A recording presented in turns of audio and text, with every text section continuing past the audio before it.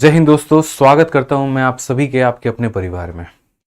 तो पूरा का पूरा इंटरनेट मेरे भाई एक ही कमेंट से छाया हुआ है और जैसे बच्चे पेपर दे करके आ रहे हैं सिर्फ मन में एक ही बात का संदेह है कि सेफ स्कोर क्या होगा, क्या हमारा कट ऑफ रहेगा। हमने सीजल 2024 का पेपर दे दिया तो मेरे भाई कितने मार्क्स पर हम क्वालिफाई कर पाएँ, क्या हमें मेंस की तैयारी करनी चाहिए कि नहीं, कौन सा शिफ्ट हार्डेस्ट है, कौन सा शिफ्ट ईजिएस्ट है, और ऐसे तमाम तरह के सारे सवाल हैं आपके। अभी कुछ लोग थंबनेल लेकर के आगे बढ़ गए होंगे कि मेरे भाई अभी तो पेपर बीता भी नहीं और आप यहाँ पर कट ऑफ की वीडियो लेकर के आ गए। तो उन बच्चों से मेरा एक ही अनुरोध है कि पहले मेरी वीडियो को आखिरी तक देखना और उसके बाद में तब जा करके मेरे भाई कमेंट करना, क्योंकि काफ़ी लोग ऐसे होते हैं वीडियो देखते नहीं है, थंबनेल के आधार पर सीधा उल्टे सीधे मैसेजेस करना शुरू कर देते हैं। तो मैं ये वीडियो अपने मन के शांति के लिए नहीं, आपके मन के शांति के लिए लेकर के आया हूँ, ताकि जो आपका मन विचलित है, ठीक है, जो आधे अधूरी जानकारी आपको अलग अलग जगह से मिल रही है, उसके ऊपर मैं एक सटीक प्रमाण आपको मैं दे पाऊँ डेटा के साथ में, और तब आपको सही रास्ता मिले, सही गाइडेंस मिले, और तब उसके बाद में आप निश्चय कर पाओ कि आपको क्या करना चाहिए, क्या नहीं करना चाहिए। ठीक है, तो मेरे भाई शुरुआत करते हैं वीडियो की। वीडियो को शुरुआत करने से पहले अनुरोध करूंगा कि वीडियो को लाइक और चैनल को सब्सक्राइब ज़रूर कर दें। आइए चलिए, तो सबसे पहला यहाँ पर ये सवाल है कि सर अभी कट ऑफ की वीडियो आप क्यों लेकर के आ रहे हो। ठीक है, सेफ स्कोर क्या होगा, ये सारी चीज़ें मैं बताऊंगा, वीडियो के एंड में बताऊंगा। ठीक है, तो अभी कट ऑफ की वीडियो क्यों लेकर के आ रहे हो, पेपर तो अभी ख़त्म भी नहीं हुआ है, तो कैसे ये आप गैस कर सकते हैं कि कट ऑफ कितना जाएगा और कितना नहीं जाएगा। तो मैं अभी गैस क्या करूँगा वो बाद की बात है, लेकिन उसके पहले अभी वीडियो लाने का जो रीज़न है वो यहाँ पर ये है कि जिनका पेपर हो गया वो क्या करें। मैं एक स्टूडेंट हूँ, मैंने 9 तारीख का पेपर दे दिया और 9 तारीख के पेपर के अनुसार मेरे 120 बन रहे, 130 बन रहे, तो मुझे ये क्लैरिटी नहीं मिल पा रही है कि मुझे मेंस की तैयारी करनी चाहिए कि नहीं करनी चाहिए। कोई अगर मुझे क्लियर कर दे, कोई ट्रस्टेड एप्लीकेशन, ट्रस्टेड टीचर, कोई ट्रस्टेड प्लेटफॉर्म अगर मुझे बता दे तो मैं उस दिशा में मुड़ जाऊँगा। ठीक है, तो ये वीडियो मुख्यतः उन बच्चों के लिए है, इसीलिए मैंने कहा वीडियो को अंत तक देखोगे तो सही गाइडेंस और सही मार्गदर्शन मैं आपका कर पाऊंगा। ठीक है, तो सबसे पहले यहाँ पर बात करते हैं कि सर कितने तरह के सवाल घूम रहे हैं। तो पहला सवाल ये आ रहा है कि 120 आ रहा है तो क्या मैं मेंस की तैयारी करूं। दूसरा सवाल कट ऑफ को लेकर के आ रहा है कि यहाँ पर हमारा कट ऑफ कितना होगा। तीसरा जो डिबेट चल रहा है अलग अलग फेसबुक पेज पे, टेलीग्राम पर, हमारे खुद टेलीग्राम पर, कि हार्डेस्ट शिफ्ट क्या है, किसको हार्डेस्ट शिफ्ट घोषित कर दिया जाए। ठीक है, उसके बाद में चौथा यहाँ पर ये चल रहा है कि बिगनर क्या करें, जो बच्चे थे पहली बार, चलो हंसी मजाक में पेपर दे दिए, ठीक है, तो उसके बाद में अगला कदम क्या होगा, क्या उनको आगे मेंस कंटिन्यू करना चाहिए या प्री पढ़े, फाउंडेशन पढ़े, तो कहाँ से पढ़े। और लास्ट क्वेश्चन है मेरे भाई कि लास्ट अटेम्प्ट वाले क्या करें। मैंने कमेंट पढ़ा एक वीडियो के अंदर में लिखा हुआ था कि मेरा तो लास्ट अटेम्प्ट है, होना ना होना बात की बात है, बट मैं क्या करूं मुझे ये बताओ। तो ऐसी तमाम जानकारी, तमाम सवालों के जवाब आपको इस वीडियो में मिलने वाले हैं। ठीक है, और इसी वजह से आपके इन क्वेश्चंस के माध्यम से मेरे भाई जो पूरा इंटरनेट पर माहौल क्या हो रखा है, अलग अलग चैनल पर, अलग अलग जगह पर लोग पढ़ना और पढ़ाना दोनों छोड़ चुके हैं और सिर्फ खेला हो रहा है तो एनालिसिस का और कट ऑफ का।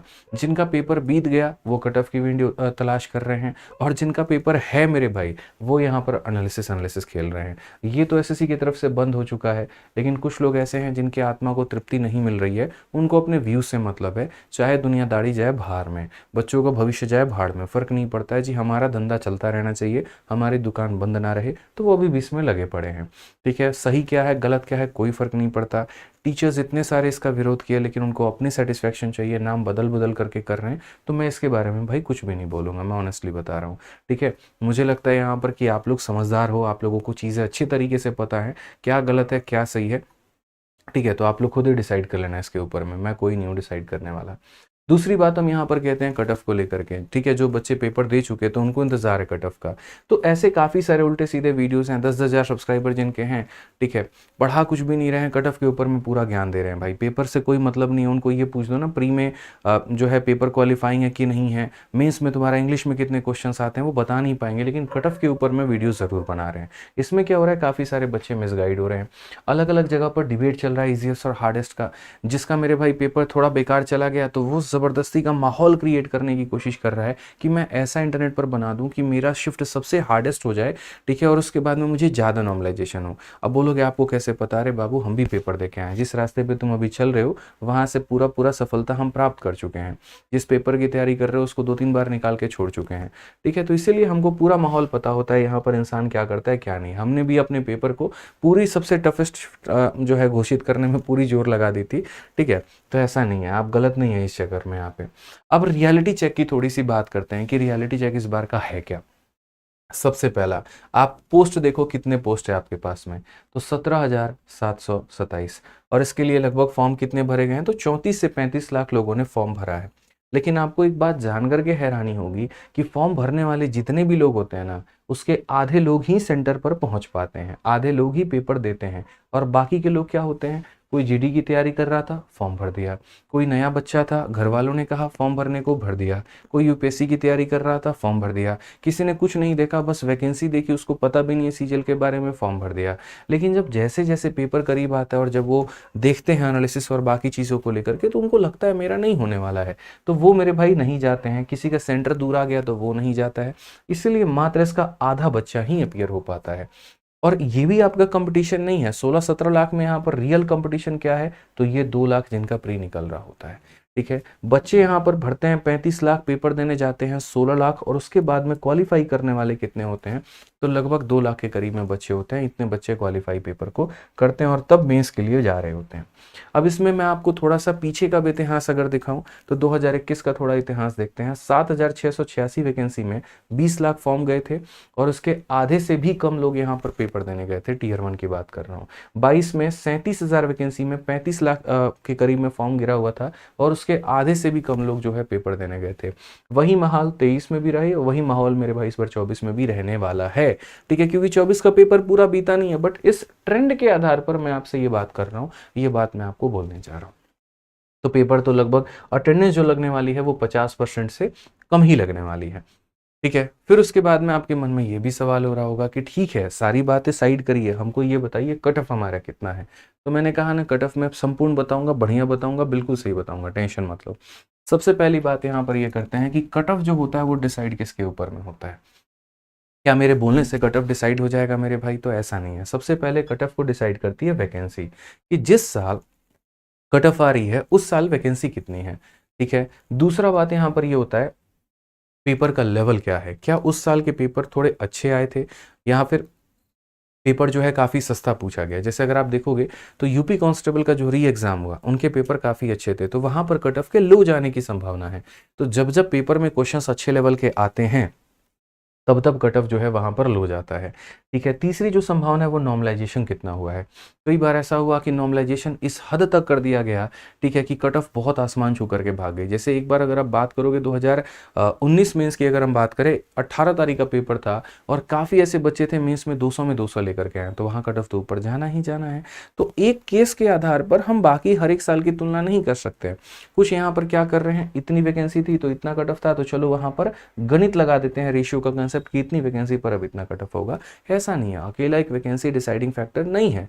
आप वैकेंसी के आधार पर बता सकते हैं, लेकिन अगर आप बच्चों को गुमराह कर रहे हैं अभी यहाँ पर कट ऑफ के नाम पर, तो बहुत बड़ा धोखा है। क्योंकि पेपर जब तक खत्म नहीं होगा, कोई इस बात को ये नहीं कह सकता है यहाँ पर कि पेपर का लेवल क्या था और क्या नहीं था। 4-5 शिफ्ट के करने के आधार पर अगर कोई मेरे भाई मास्टर ये बोल रहा है पेपर बहुत हलवा था, मैं एक बात कहता हूँ, उन मास्टर साहब से अनुरोध करता हूँ कि वो आज तक जीवन में अगर कोई सरकारी नौकरी निकाले हो तो अपना मार्कशीट ला करके दिखा दें।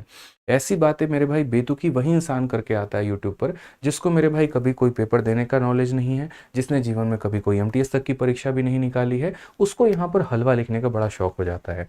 और ऐसे में बच्चों को दिक्कत क्या आती है, एक बच्चा कितना नर्वस हो गया सोचो यार, पेपर दे करके आया, कहाँ पर वो मेंटली अच्छे स्टेबल होकर के मेंटल स्टेट के साथ में वो मेंस की तैयारी कर सकता था।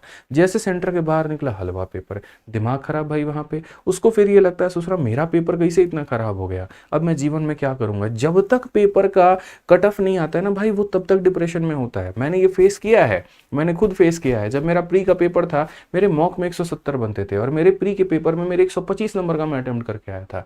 और मुझे लगा यार मेरा क्या होगा, मेरा तो पूरा भविष्य खत्म हो गया, मेरा सारा अंधकार में चला गया। लोग आसान पेपर बता रहे हैं, किसी से पूछो हाँ भाई मैं तो 80 करके आया हूँ, किसी दूसरे से पूछा मैं 85 करके आया हूँ। क्योंकि लोग अपनी कमियां थोड़ी बताएंगे यार, जो है सो वैसे बता रहे। मैं अपने आप को नालायक मान करके चल रहा हूँ वहां पे। और बाद में जिस दिन मेरे भाई आंसर की आती है, पता चलता है 10 सवाल मेरे शिफ्ट में गलत थे, और ऊपर से सबसे हार्डेस्ट शिफ्ट था। अब जब तक मैं चैन की सांस लेता, पूरा माहौल, पूरी काया कलट बदल चुकी थी। जिस दोस्त ने मेरे से ये कहा मैं 80 करके आया था, मैंने पूछा, कहा भाई तुक्के तुक्के में मैंने मार दिया था, मैंने ऐसे ही बोल दिया तुम्हें। तो ठीक है, तो ये एक समझिए इस बात को लेकर के, इसकी कोई प्रमाण नहीं है, कोई यहाँ पर किसी के बात पर आपको विश्वास करने की जरूरत नहीं है। एक रियल कैंडिडेट, सच्चा कैंडिडेट जिसने पेपर दिया है, जो शिक्षक भी है जिसने पेपर को मेरे भाई निकाला है, वो इस बात की गंभीरता को समझता है।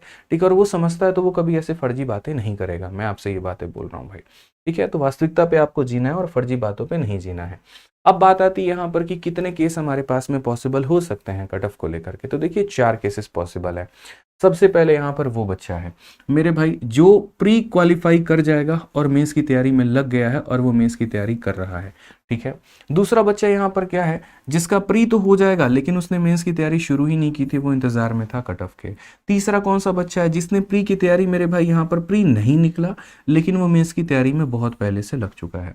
और चौथा बच्चा क्या था, जिसको पता था कि ना मेरा प्री होना है और इसीलिए उसने मेंस की तैयारी शुरू नहीं की। ठीक है, तो पहला वाला बच्चा जो है मेरे भाई, जो मेंस की तैयारी शुरू कर चुका है और जब रिजल्ट आता है प्री का तो उसका प्री भी निकल गया है। ठीक है, तो उसको कोई टेंशन लेने की बात नहीं है, वो मौज में है भाई, क्योंकि उसका डिसीजन बहुत अच्छा है और उसके एक्शंस बड़े अच्छे थे, तो कोई दिक्कत की बात नहीं आई। लास्ट वाला बच्चा भी मेरे भाई कहते हैं ना, more study more confusion, less study less confusion, no study no confusion. तो ये भाई भी बहुत मौज में है कि अरे हमें पता था हमारी औकात क्या है, हमसे पेपर नहीं निकलता इसीलिए हमने मेंस की तैयारी नहीं की, तो ये भी मौज में है, यानी इनका तो कोई टेंशन ही नहीं है। अब यहाँ पर आपके बाकी 2 केस बच जाते हैं, ये वाला और ये वाला। ठीक है, अब इस वाले केस में क्या है, किसी बच्चे ने प्री नहीं दिया मानो, या मानो किसी बच्चे ने मेंस की तैयारी शुरू कर दी और उसका प्री नहीं निकलता। मैं वो बच्चा हूँ, मैं अभी से लग गया मेंस की तैयारी में, सारे सब्जेक्ट मेरे भाई पढ़ रहा हूँ और उसके बाद में मेरा प्री नहीं निकलता है, तो क्या मेरा नुकसान होगा? कैसे नुकसान होगा जरा ये समझो। ठीक है भाई, मेंस में भी तो वही 4 सब्जेक्ट आने हैं जो तुम्हारे प्री में आए थे, वही मैथ है, वही इंग्लिश है, वही रीजनिंग है और वही जीएस है। तो ऐसा तो है नहीं तुमने कुछ ऐसा एक्स्ट्रा पढ़ लिया जो मेरे भाई तुम्हारे प्री में नहीं था, तो नुकसान कहाँ पर हुआ? क्या ऐसा है कि यहाँ का मैथ्स का चैप्टर कुछ और है, यहाँ का मैथ्स का चैप्टर कुछ और है? क्या तुमने जो टाइपिंग की शुरुआत कर दी थी मेंस के लिए, ऐसा तो नहीं है मेरे भाई वो टाइपिंग तुम्हारा जीवन बर्बाद करके चली गई? तो नुकसान तो बिल्कुल भी नहीं हुआ ना मेंस की तैयारी करने में, इनफैक्ट आपकी चीजें और ज्यादा क्लियर हो गई। तो यानी इस बच्चे का भी नुकसान मेरे भाई नहीं है, इसके लिए भी सही है। अब लास्ट वाला बच्चा, जो कि सबसे ज्यादा बच्चे इस कैटेगरी में आते हैं, अरे गुरुजी हमको तो लगा था हमारा नहीं होगा लेकिन पता चला हमारा प्री हो गया और हम तो मेंस की तैयारी में रह गए। और पूरा इंटरनेट पर जो बच्चा घूम रहा है ना, वो यही वाला है।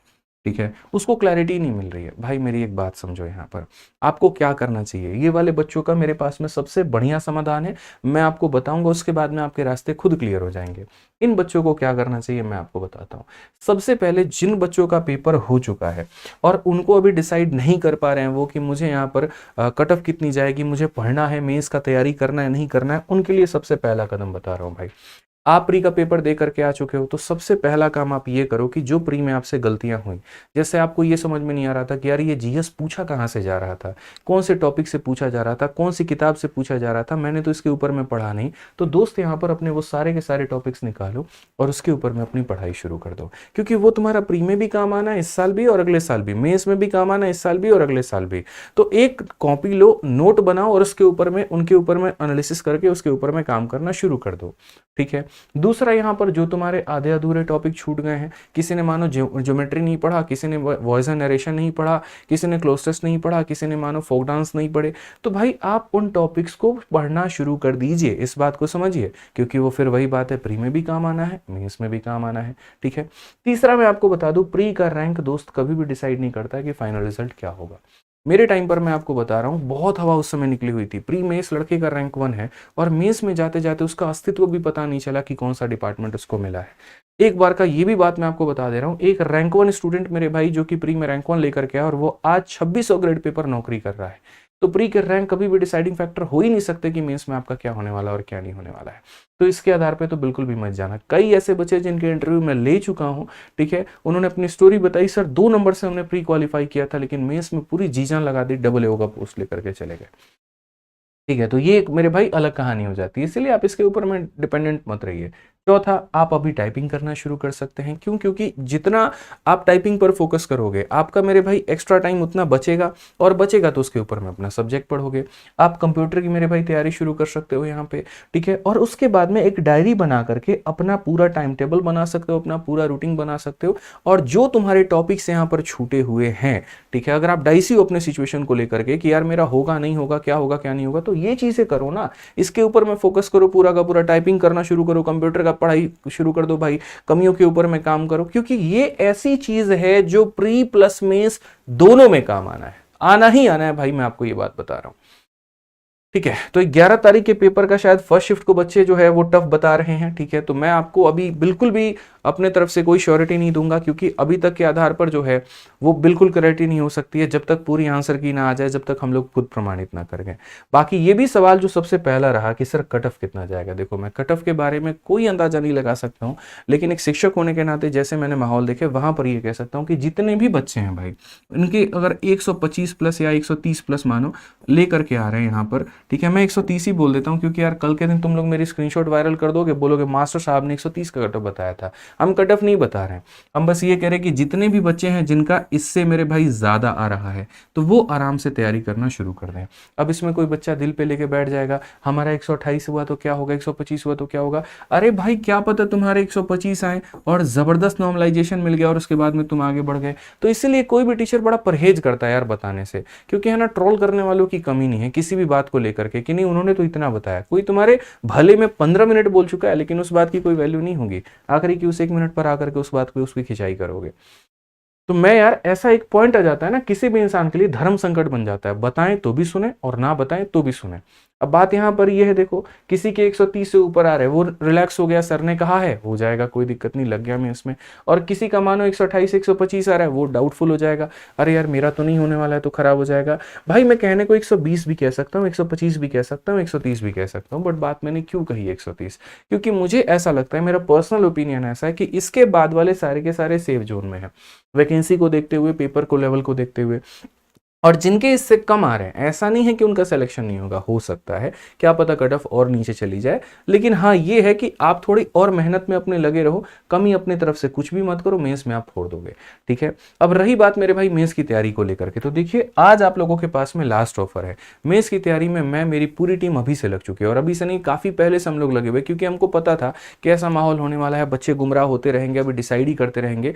लेकिन असली बच्चा मेरे भाई सिलेक्शन वो लेकर के जाता है जो अपना डिसीजन बहुत पहले से ले चुका होता है, जिसको चीजें अपनी बहुत पहले से पता है, वो कट ऑफ ये सब नहीं खेलता है, उसको पता होना ना होना बात की बात है, तैयारी मेरी शुरू करनी पहली बात है। ठीक है, तो मैं यहाँ पर अपनी तैयारी शुरू कर दूंगा, तो आप आराम से अपनी तैयारी में लग जाइए। रैंकर्स गुरुकुल पर हमारा मेंस का बैच आ चुका है। मैथ्स अगर आपको कवर अप करना है, 599 की सिर्फ फीस आज तक है, उसके बाद में 999 1000 की हो जाएगी, और यहाँ पर फिर आपको जो है बाद में बहुत महंगा पड़ जाएगा।